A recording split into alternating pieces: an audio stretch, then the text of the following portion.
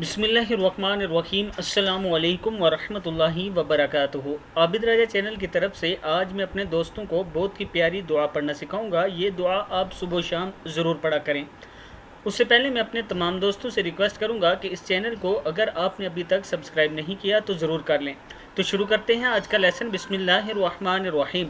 حضرت ابان بن عثمان رضی اللہ تعالیٰ عنہ نے کہا کہ میں نے اپنے بابا عثمان رضی اللہ تعالیٰ عنہ سے سنا، آپ فرماتے تھے کہ رسول اللہ صلی اللہ علیہ وسلم نے فرمایا ہے کہ جو آدمی ہر دن کی صبح یا رات کی شام کو یہ دعا 3 مرتبہ پڑھے تو اس کو کوئی تکلیف نہیں پہنچے گی، یعنی اس کو کوئی چیز تکلیف نہیں دے گی۔ اور ایک روایت میں یہ الفاظ ہیں کہ جو شخص ان کلمات کو صبح کے وقت کہے شام تک اس کو کوئی آفت وغیرہ یا کوئی بلا سے تکلیف نہیں پہنچے گی، اور اگر شام کو کہے تو صبح تک کوئی مصیبت نہ پہنچے گی۔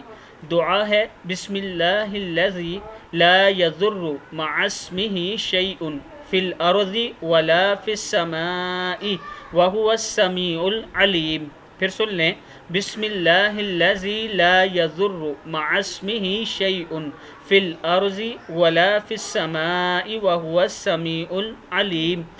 اس اللہ کے نام سے جس کے نام کی وجہ سے کوئی چیز آسمانوں اور زمین میں تکلیف نہیں دے سکتی، وہ سننے والا اور جاننے والا ہے۔ ابو داؤد میں موجود ہے یہ حدیث۔